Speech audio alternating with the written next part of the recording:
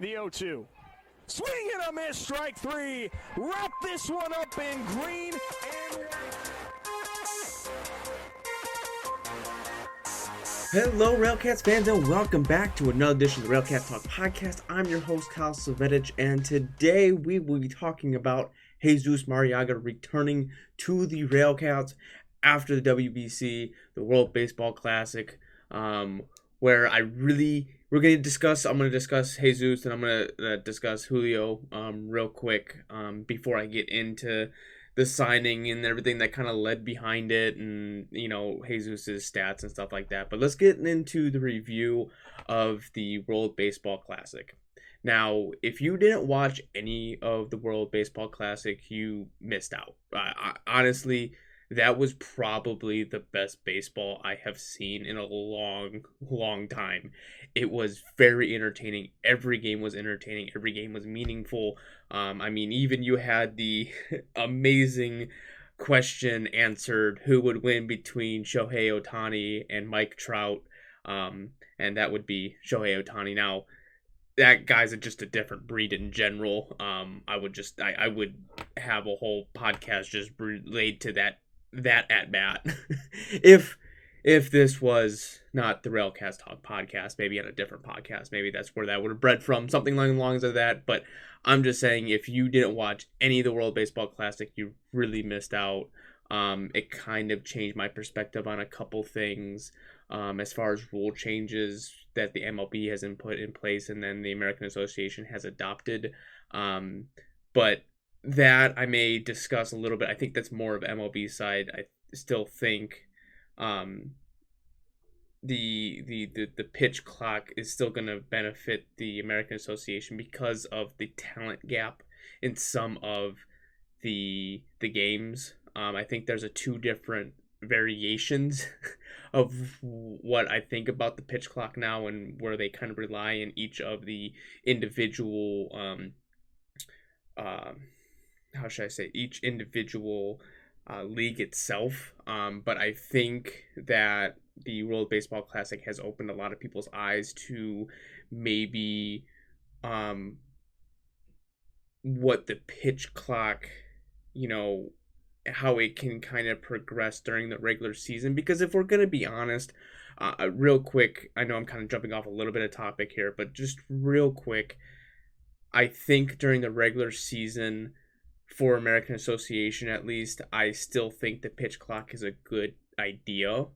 Now, I think once you get into the postseason, I think you throw out those rules and you kind of put a bare minimum to what it was the year prior. I'm going to put hockey into this great example because I love hockey, and I think this is the best way to the adaptation to the rules.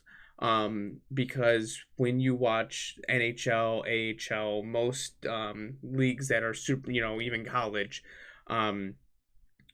you have the 3 periods at all 20 minutes, and during the regular season you do like a 5-minute overtime or 3-on-3 hockey. That's adapted. It was like a 4-on-4, now it's 3-on-3, and then if there's still nothing after those 5 minutes, it's a shootout.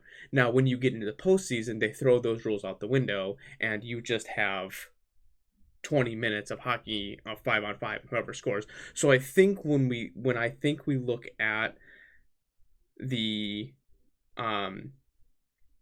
pitch clock and the runners, throwing over, only 3 times, I think they could tweak that to where's the postseason, they just get rid of it. I forget. I don't think they said anything about banning the shift. I got my league sometime jumbled up, but I still think banning the shift, I personally like it. I think this will help. If they don't ban it, it is what it is. But if they do ban it, I like it just because you'll kind of see the small ball brought back into it a little bit. You don't necessarily need these heavy hitters all the time that is going to be, you're going to see the batting averages rise. You're going to see players that, might be better defensively than another player moving up and moving forward because their ability to get on base and their speed. So I think that brings more into it, but that's beside the point. But I've kind of changed my mind a little bit about the pitch clock during postseason. I think postseason that should be left no pitch clock. I think that the high tense situations, the meaningful portions of it, you're not going to remember the pitch clock because if you really think about it, when it's let's just do the Miles Wolf Cup, for example, right? Say it's game 5 and uh it's the bottom of the ninth, 2 outs, bases loaded, and the full, it's there's no count, right? Just say that it's 0-0.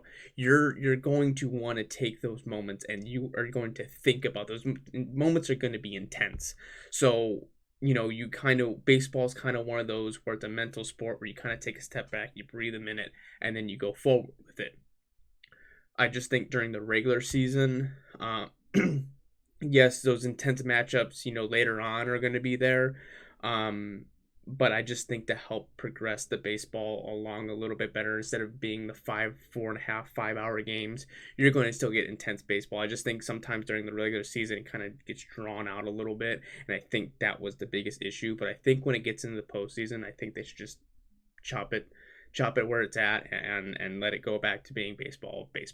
But that's beside the point. That's my little rant and feelings on that. And I apologize that this podcast didn't come out any sooner. I was on vacation. I was in Disney World when most of the finals, or the final bit of the World Baseball Classic, was happening. I didn't watch Julio Vivas have a dominant 9th inning against the United States because it was such a late game, and I'd be up early in the morning. So I went back and I rewatched it, and watching him, get Pete Alonso to pop out, striking out Cedric Mullins, and then, getting Tim Anderson to ground out as well, and had him in an 0-2 count. Being a White Sox fan and watching Tim Anderson, he can hit the ball, and to be able to get him out is always a big thing. And when he had to step up in the big moments, he did. Yeah, he had a clunker the one game, but outside against Mexico and the United States, he pitched fairly well. And that's Julio Vivas. That he's going to give you, when you really, really, really, really need him, he's going to come out and he's going to show it. Yeah, he's going to have clunkers. Everyone has those days, but I think Julio had a very good World Baseball Classic, and I can't wait to see him progress here. I have higher expectations of watching him against kind of a stack lineup. Obviously he didn't face Mike Trout, he didn't face the real powerhouses of the United States, but still, Pete Alonso's a big heavy hitter. Tim Anderson can hit the ball. He won a batting title 3 years ago. It's still to see that is to be able to do that is good, and I want to see that his progression get better. So I'm excited to watch him play. Now let's go ahead and get into Jesus Marriaga, which we've all been waiting for. Realistically, it was Jesus Marriaga and Adam Heidenfelder, and there's no word quite yet on Adam Heidenfelder, so I'm not 100% positive what is going on with that. But there was bits and pieces of leaks coming to me, as Chuck was there at the World Baseball Classic in Arizona, watched all 3 of the Colombia games, and he said he was able to talk to Jesus Marriaga, and he said that he would be signing back with the RailCats. Now, that wasn't 100% positive. That was like a week or 2 ago, so it was good to see it come through in fruition that he is coming back. And he got all that praise at the World Baseball Classic. I really don't think he got a fair shot, if I'm being honest. Not really playing against potentially weaker opponent. He faced really good pitching with the United States and with Mexico, and those were top of the lineups. The top ranked pitchers in MLB. So for him not to really get it, he didn't get in a really opportunity against Great Britain. Those are the kind of teams that, you would like to see him play. And I think he could have done very well in those games, but he just didn't get that opportunity, which kind of sucks. I really wish I would have been able to see him play against maybe a little bit better, not as top heavy talent, but that just above talent of maybe double A, triple A ball. I mean, really, he's only 20, 23, 24. And Jesus Marriaga, I think he's just coming into himself. I mean, if you just look at his stats from 2021 to 2022 with the RailCats, he went from a 284 batting average all the way to a 307 batting average. His strikeouts were actually down, and I mean, okay, he had nine less games played, which was a handful of at bats difference. He played 80 games in 2021 versus 71 games because that was the visa issue. So he came like halfway in through the year, not halfway, but he made quarter of the way, I should say, almost quarter of the way in. But like his walks went up, his steals went up. Yeah, he got caught a couple handful more times, but his RB up almost doubled. His home runs doubled. Triples were down, but his home runs doubled. His home runs doubled. His triples were down a little bit. But then he had 10 more doubles than he did in 80 games. So his power is getting there. He scored more runs. His RBI. I talked about his RBIs, his hits. He actually had way more hits than he did so he's improving. He's filling into his body, and he has a great arm. He's great in defensive. This is going to be a spectacular year for Jesus Marriaga, and I really, really believe that the offense is going to be driven around Jesus Marriaga. As much as it was driven through Daniel Ngua last year, Jesus was just consistent, and he's going to be something special right now. I mean, just looking at his Colombia Winter League ball, he was batting a 368. I think he's playing right now in the Caribbean Series. He's batting a 290. Like, he is really, he's becoming really freaking good. And I wouldn't be surprised that, if he could be an all-star this year, and depending on what the RailCats do, he could be an MVP. And I call me crazy, but just looking at what he's been able to do, and he's just getting better and better, I wouldn't be surprised by the time that the All-Star break rolled around there wouldn't be some rumors of him getting his contract purchased. Because there are teams that would need someone like him. He's 24. I mean, he's just now starting to come into himself. And baseball, I mean, you can play for close to 20 years, and yeah, okay, by the time he plays 20 years, he'd be 44. But there's people that can play until they're 50. I mean, baseball is just one of those sports where it's not as taxing on your body. And he's just now starting to get into it. I really think that this could be the year Jesus Marriaga gets sucked away from the RailCats and he goes somewhere. And we're all RailCats fans want that. No matter what it is, yes, we want to win a championship, and we want to have Jesus Marriaga part of it. We want to have Adam Heidenfelder part of it. You want those players a part of it. But if they go somewhere, a double A, triple A, single A, if they get their contract purchased, that is just something special, because we as RailCats fans know where he came from, being able to watch him and grow, and if they go to a team and they may hit an MLB roster, you can tell them, yeah, I watched him play in independent ball in American Association, right down the road. I got to watch him play, and now he's playing in the pros, and that kind of stuff. So I think he has that potential. I think they hit the nail on the head. I think Arizona gave up on him too quickly. When they gave up, he was 21. I think he was a little bit thinner. He's finally falling into his body, and I think Jesus Marriaga is going to do something really, really special. But just looking at Jesus Marriaga's stats last year with the RailCats, he played in 71 games. He had 280 at-bats, 54 runs, 80 hits, 19 doubles, 2 triples, 6 home runs, 61 RBIs, 21 stolen bases, got caught 8 times, walked 29 times, struck out 75, had a batting average of 307, an on-base percentage of 379. His slugging was 454. OPS was 833. Looking at his fielding, it kind of gets jumbled around here. He let's see, it has him at a 981, and I believe he had 3 errors. I think those might have been throwing errors. There was no like actual fielding. I remember the one. I think he was playing center field, and the ball bounced in front of him, and hit off his shoulder. I forget what game it was, and they gave him an error on it. It was one of those in between balls where he might have been able to stop it, or whatever the case may be. But like that kind of stuff happens. I don't really classify that as a fielding error. That's more of a, oh well, I'm kind of stuck between a hard and rock place, and this is what's going to happen. Great outfielder right now. He, looking at just his stats with the winter leagues right now, he hasn't made one single error on a handful of opportunity chances. He's that's 40 chances between all the different leagues. I mean, even in the Baseball World Classic, he almost threw the runner out from Mexico, and no one thought that he was going to do it.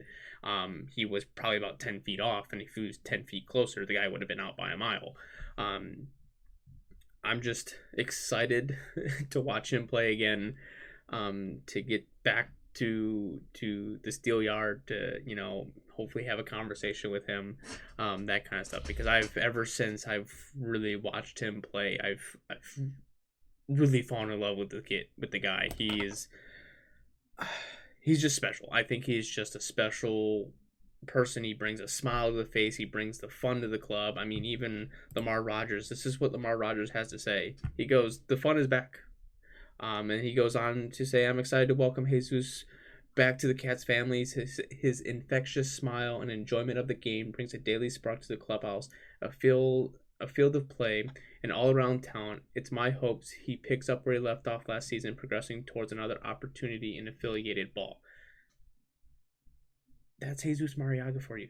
This is the guy that I think all RailCats fans are hoping gets his contract purchased. Maybe once the season's over with, but we'll see from there. But I think this is, I would love to ask someone who doesn't see the potential in him, and ask him what is his flaws that you don't see, that he can't make it to affiliated ball. I just think he's been overlooked. I know the RailCats really haven't been very well as record-wise, so I think that kind of lowers his talent level, per se. But if the RailCats are good this year and they're really competing, I think he's going to get some looks. I really do, and I'm going to be loving every minute of it. I really think he especially playing some meaningful baseball and him playing in the winter leagues, he's just going to hit that ground running. He's going to go. Just finger crossed there's no visa issues. Hopefully not, because he's out of the United States once in Arizona, so hopefully there's no issues with him coming back to the South Shore and Gary here. So I'm excited. Vacation time is done for right now. The only time that vacation may come into an issue is me and my wife's 1-year anniversary. We are planning going on Boston, and that is right around the time that the Miles Wolf Cup Championship is being played. So we'll see how that works out, because I think it ended right before we got married. I think it was like that Wednesday before we got married. So hopefully it would end while I'm at home and being able to watch it. So yeah, I'm excited. Let me know what you think Jesus Marriaga is going to do this year. What is his prediction? What do you predict him doing? Do you predict him finishing the year with the RailCats, or do you imagine someone picks up his contract, or if he's going to get any awards this year? What is Is he going to be an all-star? Let me know what you think Jesus Marriaga is down in the comments below. Tweet at me, Facebook at me, whatever you want to do. Just let me know, because I'm really interested to see what everyone else's thoughts are, because I think everyone else is almost on the same wavelength I am on this one. So yeah, if you enjoy this podcast, please leave a like, comment, and subscribe. And and I have it on YouTube. Now have it on Spotify. So if you're on Spotify, go over to YouTube, watch watch some highlight clips that I'm gonna put up over some stuff. Or if you're driving in your car, you don't want your YouTube up or whatever, go over to Spotify, download the Spotify app. It's free. I think you may have to pay. I personally don't put any ads on there, but if you don't pay for Spotify, I think their ads pop up. So it's ad free for me. I don't put any ads up. Not even at that point to where I'm gonna do ads. So yeah, go over there, do that. But be sure to follow me on Facebook. If you haven't liked my page, follow my page. Do it. Get involved. Instagram, all that's RailCats Talk. All of it's all together. I'm even trying to start working on a website, getting that all together. So there's ideas that I want to do. So it's getting there. So be sure to follow RailCats Talk on a lot of platforms. Mostly everyone that uses has a platform that RailCats aren't on. I'm not going to go on TikTok. I'm not doing that. I don't do TikTok. Sometimes on Instagram, but I'm trying to get better at the Instagram, just because I know people are over there on that portion of it. So yeah, if you enjoyed the podcast, please leave a like, comment, and subscribe. And if you want to follow me on my personal Twitter handle, it's ksvedich. That's where I just do more different things, tweet hockey stuff, that kind of, my personal page, that kind of stuff. So if you want to follow me on there, go ahead and follow me over there. If not, just stay with the RailCats Talk. It's going to be a fun time. I promise this year is going to be fun. So that's going to do it for me. I hope you enjoy the rest of your day, rest of your evening, whenever you're watching this, and go Cats.